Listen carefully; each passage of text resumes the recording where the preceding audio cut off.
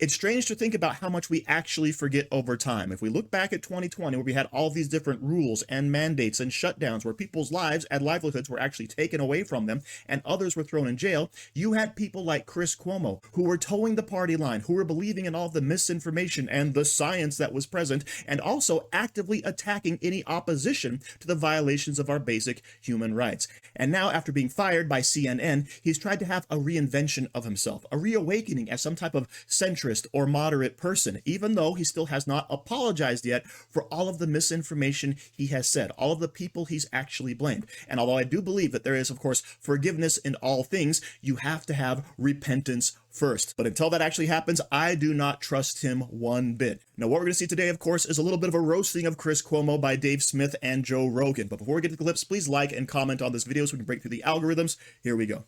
Like, I wasn't even that sick, man. Like, I made a video 3 days later explaining, and I got in trouble because I took the wrong medication to get better. Are you guys out of your mind? Like, if you were really worried about people's health and safety, when you say, hey, what's this 57-year-old guy doing getting over this so easy? Right. Like, what's he doing different? What's he doing different? And you go, oh, he's very serious about his health.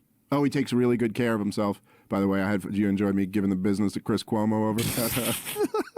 That was one of my favorite moments of this year. That was a good one. He was trying to do CNN outside of CNN. Mm-hmm. You know, like when he said, I've never said that. And then they pull up the clip like immediately of him demonizing. Shout out to Patrick Bet-David's crew, because they really had my back on that one. Yes. You know, it's not like I didn't send them that clip before or anything, well, but they in real time had that ready to go. They had a Jamie too. Yeah, they had, everybody's got a Jamie now. Not Jamie. There's only one Jamie. There's only one Jamie, but there's a lot of knockoffs. Yeah, a lot of knockoffs. But the fact that you checked him in real time and he just had to sit there and eat it, it's just, they were puppets. They were puppets for the system. They were doing it because that was their job. That's how you get ahead in your career. You want to be the main guy at CNN, that's what you do. And that's what they were doing. And now he's not doing it anymore. Good luck to him. I hope he does stay on an independent path and becomes an objective person. And he's made some strides towards that, I think. I think he's taken some lumps, and I think you beat the fuck out of him in that debate. That debate was Mike Tyson's early fights. You see the white dude with the muffin top who just gets flatlined in 15 seconds. That's what that was. I mean, look, man, and it's not really like a comment on me. It's not that I'm so amazing at debates. It's just like the argument here is so You're pretty good weak. at debates. You're pretty good at it. I appreciate it. Good at it. I'm not bad at it, but also, I'm just right about the facts were on your side. Yeah, I mean that's my superpower. Isn't that I'm like the smartest guy or the best at debates? It's just that like I'm right in what I'm arguing, and that makes it much easier. You know, I got there was an organization that was pitching me on a debate, a 2-on-2 debate, which I don't really like doing 2-on-2 debates. I've done like I think too many people talking. It's too much. Yeah. One-on-one is the way to do it.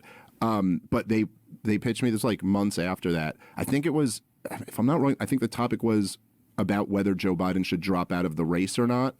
And they pitched me that it would be a 2-on-2 debate against two people. I don't remember who were saying he should stay in. And it was going to be me and Chris Cuomo against them. And I told them, I was like, no, I will not be on his side. And like, I don't, you know, I'm kind of over, you know, yeah. We had our thing. I gave him a beating. I think he deserved it. But I'm just like, listen, man, I'll team up with like a left-winger on something I agree with. I'll team up with a right-winger on something I agree with. I'll team up with like a moderate on something I agree with. But no, not the corporate media guy who was the #1 show at CNN. Like, I'm not on their side. Even if I'm on their side on this issue, I'm against them. And I know that this has probably been a theme of like every single time I'm on this show over the last 10 years or whatever it's been.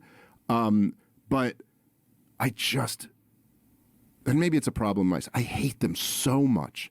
And I really think they deserve it. And it's not just that they lie about everything. It's like they lie about everything, and then they have the nerve to morally judge us. Like, if you just watch even just the last few weeks of the Trump election, they're not in the business of reporting the news. They're totally just in the business of making you feel like you're a bad person if you don't fall in line with the regime. Dave Smith is so correct right here. It's just not the fact that the mainstream media, of course, is lying about everything. It's the fact they're going to talk down to you. They're going to insult you. They're going to try to destroy you and your life and your livelihood if you don't agree with them, all right? That, of course, is the big issue. They can't handle dissenting opinions. They can't handle real conversation and debate. And yes, and as was made evident over the last couple of months of the election, they are not in the business of reporting news. They're in the business of trying to shape narratives. They're in the business of misinformation, right? That is what the left-wing media is doing, right? They're not out there trying to be objective and deliver facts and evidence. No, they're going to release polls that show that Kamala Harris and Donald Trump are neck and neck. It's too close to call, but then it turns out being a complete runaway for one of the candidates. And thank goodness it was Donald Trump, okay? They're trying to shape the narrative as they've always done. But Chris Cuomo, as Joe Rogan points out, yeah, he was trying to be CNN while not on CNN, all right? You're allowed to sit there and spew out all of the lies you want, all the misinformation you could possibly imagine. But now all of a sudden you have an audience who is informed, who is educated, and we can pull up the clips and be like, yeah, you actually said this. You were the one actually spreading misinformation. You were the one who was fear-mongering, and now we're tired of it, and we don't believe anything you say anymore. And that, of course, is the best position the American people can be in right now.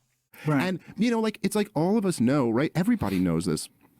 America has this giant war machine, right? Like, we're just always at war. We're the most war-hungry country in the world. Even if we're taking a little bit of a break from a war, we'll fight 2 more proxy wars while we do that. America looks back at the 90s, Bill Clinton, as the time of peace and prosperity. We call it peace because we only fought a war in like Serbia and had a blockade around Iraq and were like bombing the crap out of Iraq with a few other military interventions in there too. And you, everybody in the corporate media, are in the business.